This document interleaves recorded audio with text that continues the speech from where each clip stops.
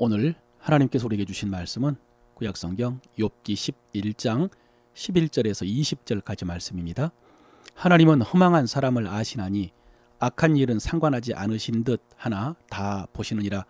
허망한 사람은 지각이 없나니 그의 출생함이 들나귀 새끼 같으리라. 만일 네가 마음을 바로 정하고 주를 향하여 손을 들 때에 내 손에 죄악이 있거든 멀리 버리라. 불의가 내 장막에 있지 못하게 하라. 그리하면 내가 반드시 흠없는 얼굴을 들게 되고 굳게 서서 두려움이 없으리니 곧 내 환난을 잊을 것이라. 내가 기억할지라도 물이 흘러감 같을 것이며 내 생명의 날이 대낮보다 밝으리니 어둠이 있다 할지라도 아침과 같이 될 것이요 내가 희망이 있으므로 안전할 것이며 두루 살펴보고 평안히 쉬리라. 내가 누워도 두렵게 할 자가 없겠고 많은 사람이 내게 은혜를 구하리라. 그러나 악한 자들은 눈이 어두워서 도망할 곳을 찾지 못하리니 그들의 희망은 숨을 거두는 것이니라. 아멘. 오늘도 하나님께서 이 말씀을 통해서 우리를 향한 하나님의 뜻 가르쳐 주시고 하나님의 길로 인도해 주실 줄로 믿습니다. 오늘 우리가 읽은 본문은 세 번째 친구 소발이 욥에게 한 말입니다. 제가 어제 이 본문을 천천히 읽고 난 후에 쓴 첫 메모는 하나같이 다 옳은 말이다 였습니다. 하나같이 다 옳은 말이다. 오늘 우리가 함께 읽은 본문 앞쪽에 소발이 욥에게 한 충고도 그렇고요. 오늘 함께 읽은 본문에서 소발이 하나님에 대해서 진술한 것도 그렇고 또 마지막에 욥에게 한 권면도 그렇고 대부분이 옳은 말처럼 느껴져서 그렇게 쓴 것입니다. 그런데 본문을 읽고 묵상한 다음에 제가 참고하기 위해서 주석책을 한 권 읽었는데요. 크리스토퍼 애쉬라는 사람이 쓴 욥기 11장의 주석 첫 줄에 이런 말이 기록되어 있었습니다. 욥의 친구들에 관한 아주 섬뜩한 사실은 그들의 연설이 이따금 너무나 아름답고 우리가 교회에서 자주 하는 말과 너무나 흡사하다는 것이다. 이렇게 기록이 되어 있는데 제가 느꼈던 것과 똑같은 것을 이분도 느꼈던 것 같습니다. 여러분, 제가 욥기를 설교할 때 어려움에 대해서 자주 말씀을 드렸는데 사실은 이것이 첫 번째입니다.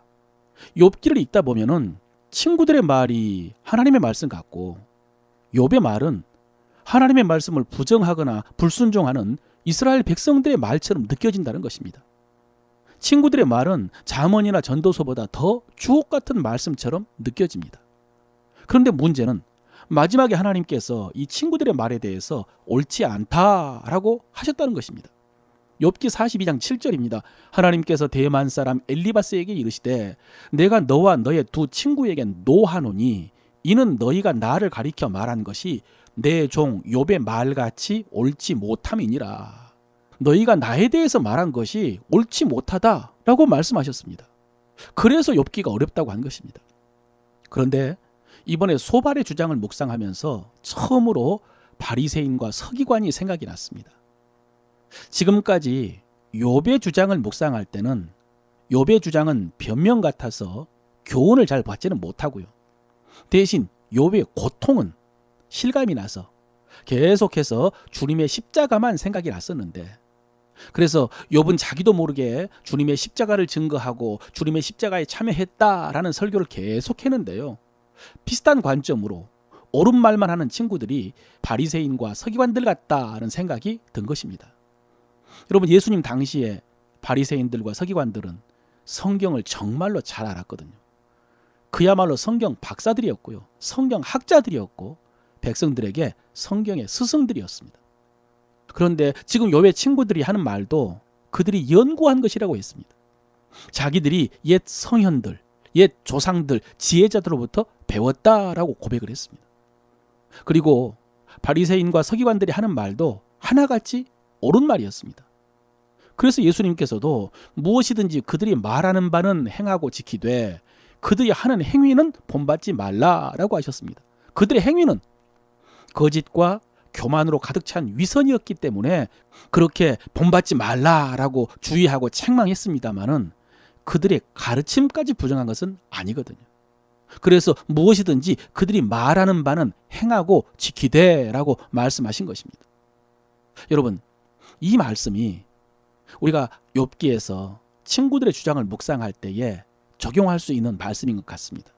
그들이 말하는 바는 행하고 지키되 그들이 하는 행위는 본받지 말라, 이 말씀이요. 욥의 친구들의 말 가운데 대표적으로 내 시작은 미약하였으나 내 나중은 심히 창대하리라. 여러분, 이 말씀, 어떤 사람은 아무것도 모르고 욥기에 나오는 하나님의 말씀으로 알고 은혜를 받기도 합니다.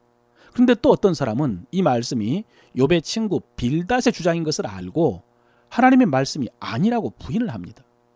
그런데 방금 예수님의 말씀처럼 그들의 주장이 다른 성경의 교훈과 다르지 않다면, 동일한 말씀이라면 우리는 친구들이 했던 말도 하나님의 말씀으로 받을 수 있는 것입니다.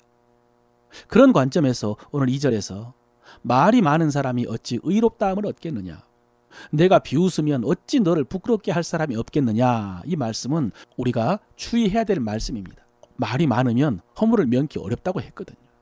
또 7절 이하에서 네가 하나님의 오묘함을 어찌 측량하겠으며 전능자를 어찌 능히 완전히 알겠느냐, 하늘보다 높으시니 내가 무엇을 하겠으며 수월보다 깊으시니 내가 어찌 알겠느냐, 그의 크심은 땅보다 깊고 바다보다 넓으니라. 여러분, 소발의 이 말은 바울이 로마서 11장에서 고백한 말씀과 똑같습니다. 바울이 이렇게 말했습니다. 깊도다 하나님의 지혜와 지식의 풍성하며 그의 판단은 헤아리지 못할 것이며 그의 길은 찾지 못할 것이로되, 그랬습니다. 똑같습니다. 하나님의 오묘하심과 상대적으로 인간의 무지와 한계에 대한 고백입니다. 그래서 하나님의 말씀입니다. 그런데 소발은 이 지식으로 욥을 판단했습니다. 이 말씀을 근거로 욥이 탄식하고 주장하는 것을 정죄를 했습니다. 여러분, 욥은 지금 당하는 고난이 얼마나 고통스러웠던지 자기 생일을 저주하고 죽기를 구했는데, 그래서 저는 성경에 나오는 사람들 중에 주님의 십자가에 가장 가까운 고난을 욥이 당했다라고 했고, 그래서 저는 또 욥의 고통 속에서 주님의 고통을 느낀다라고 했는데, 지금 욥의 친구들은 욥의 고통에 전혀 공감을 하지 못하고 있습니다. 왜냐하면 자기들이 공부한 지식으로 욥을 판단하고 있기 때문입니다.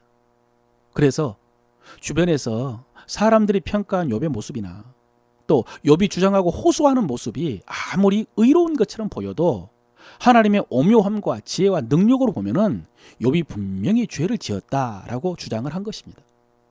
그런데 여러분, 이 친구들이 하나님의 오묘하심을 욥을 판단하는 데 적용하지 않고 욥의 주장을 반박하는 데 적용하지 않고 자신들에게 적용을 했다면 어땠을까요?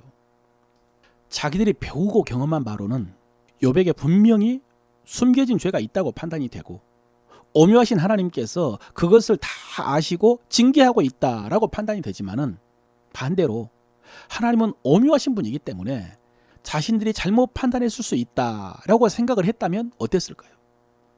사실 여러분, 지금 상황이 정확히 그렇거든요. 지금 이 친구들은 하나님의 오묘하심을 모를 뿐만 아니라 사실은 욥에 대해서도 전혀 모르고 있거든요. 그런데도 하나님의 오묘하심에 대해서 주장을 하면서도 자신들의 한계는 돌아보지 않고 욥의 주장이 잘못되었다고, 그래서 오묘하신 하나님께서 욥을 심판하고 있다고 판단을 하는 것입니다. 이해하시겠습니까? 여러분, 여기까지 묵상했더니 자연스럽게 떠오른 말씀이 우리가 잘 아는 들보와 티의 말씀이었습니다. 어찌하여 형제의 눈 속에 있는 티는 보고 네 눈 속에 있는 들보는 깨닫지 못하느냐. 보라, 내 눈 속에 들보가 있는데 어찌하여 형제에게 말하기를 나로 내 눈 속에 있는 티를 빼라 하겠느냐. 외식하는 자여, 먼저 내 눈 속에서 들보를 빼어라. 그 후에야 밝히 보고 형제의 눈 속에서 티를 빼리라. 여러분, 이 한 말씀 한 말씀이 지금 욥의 친구들에게 해당되는 말씀입니다.